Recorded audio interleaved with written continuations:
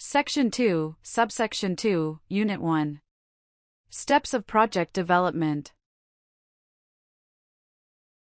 This unit will cover the main steps of project development. By the end, you will be able to recognize the positive socio-economic and environmental impacts of sustainable infrastructure.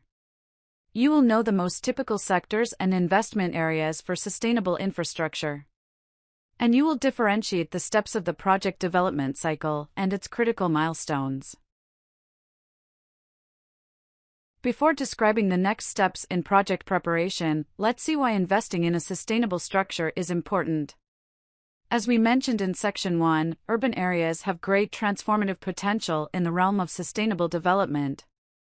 In their role as service providers, they can leverage sustainable infrastructure projects not only to the direct benefit of their inhabitants, but also to improve their social and economic conditions. For instance, sustainable infrastructure projects may increase and improve water accessibility, transportation systems, and economic development. These contribute directly to advance national climate commitments, which in turn help to comply with international agreements like the Paris Agreement. In this slide, we are going to look at some of the typical sectors and investment areas for sustainable infrastructure. The first sector is water and its management. Sustainable interventions in this realm include the construction of water treatment plants or restoration of watersheds. Second, the waste sector. Here, interventions can be as direct as the implementation of waste-to-energy systems, or more indirect like waste reduction resulting from a circular development approach. Another sector with high sustainability potential is the energy one, for example, through the installation of photovoltaic panels or smart energy grids that generate renewable energy.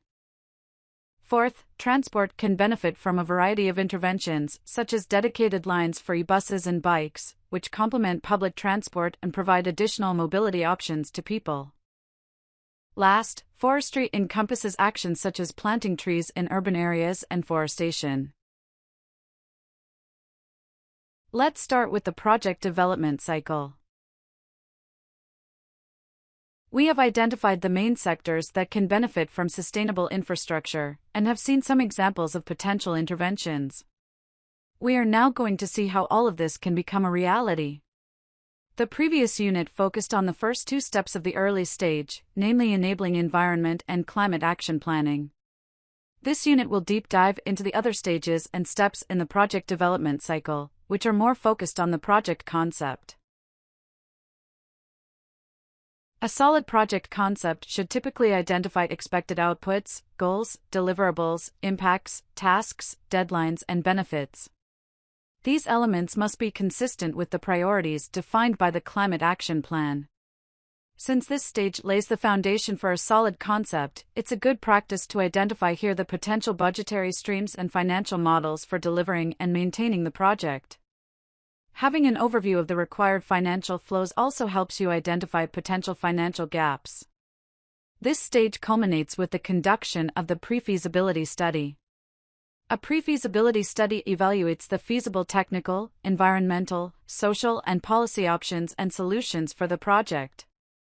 It's based mainly on already available data sources, existing assessment studies for similar projects, and proven technologies and solutions. Its results should include legal feasibility, technical feasibility, preliminary financial viability, institutional capability analysis, and identification of the next steps. You should always keep in mind that conducting such study requires time, often more than 6 months. Much also depends on the nature of the project, the context of the local government, and external expertise. The next stage refers to the project feasibility and structuring. The feasibility study digs deeper into the technical details of the project. It proves that the proposed interventions can be implemented, both from an engineering and economic standpoint. As a minimum, it includes the performance of financial models, the analysis of technical options, and the socio-economic appraisal. Depending on the scale and complexity of the project, other studies may be needed. The results of the project feasibility study serve to input the project structuring. This stage determines the most suitable and viable financial mechanisms. For instance, whether it is possible to establish a public-private partnership or to get finance from public or private sources. This step also includes the design of legal entities management, such as investment administration, investment controlling, and investment management. Before we continue, let's clarify the differences and similarities between a pre-feasibility and feasibility study. One of the main differences is the type of data that is used in each. The pre-feasibility study is primarily based on existing data and secondary sources. The feasibility study, on the other hand, requires more precise engineering studies and analysis, at times even on-site.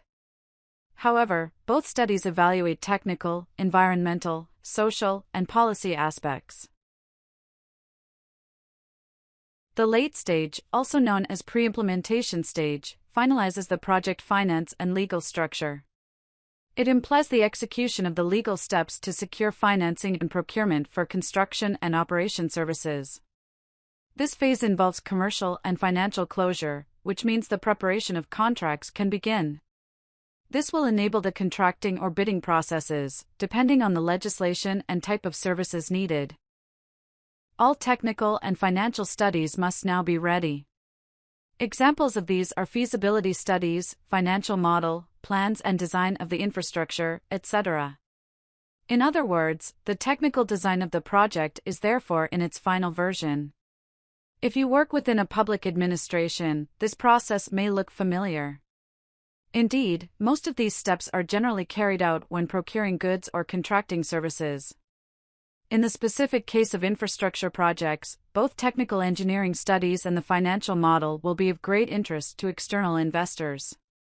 In legal terms, you will need to understand what your local government can do and how. For instance, does your local government need the approval of a national ministry to borrow money? And is it politically and financially able to carry the debt of the project financing on its books? Once you have all these elements, the pre-implementation stage concludes. Now it's time to transform your idea into reality. As the name suggests, the implementation stage is when the proper implementation of the project starts. During this process, you should ensure regular contact with your stakeholders. These will be the ones identified and consulted in the previous stages, however, other stakeholders may come into the implementation stage.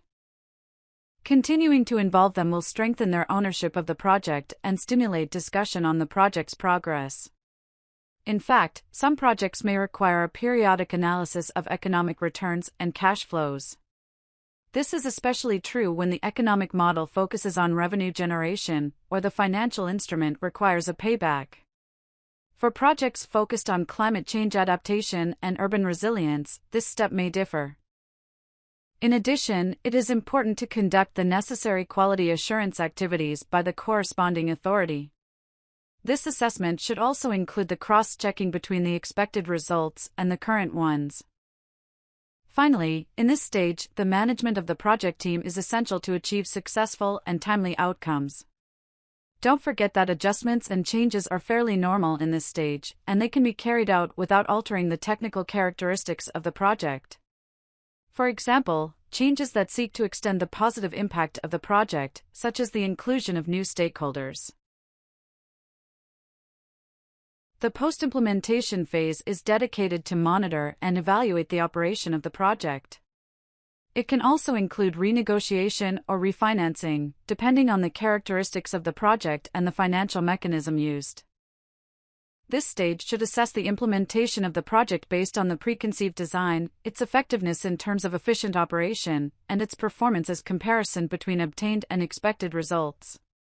Examples of the latter include the number of jobs created, staff that receive training, amount of CO2 reduced, and number of users per year. The monitoring and evaluation stage responds to the question, what methods will be used or adapted? Who will carry out the monitoring? Who will receive the monitoring reports? In this unit, we've described the necessary steps for the development of a project. In practice, however, local governments may face multiple difficulties. We invite you to share in the discussion space your experiences around the barriers or difficulties you faced during the preparation of a project and how you overcame them.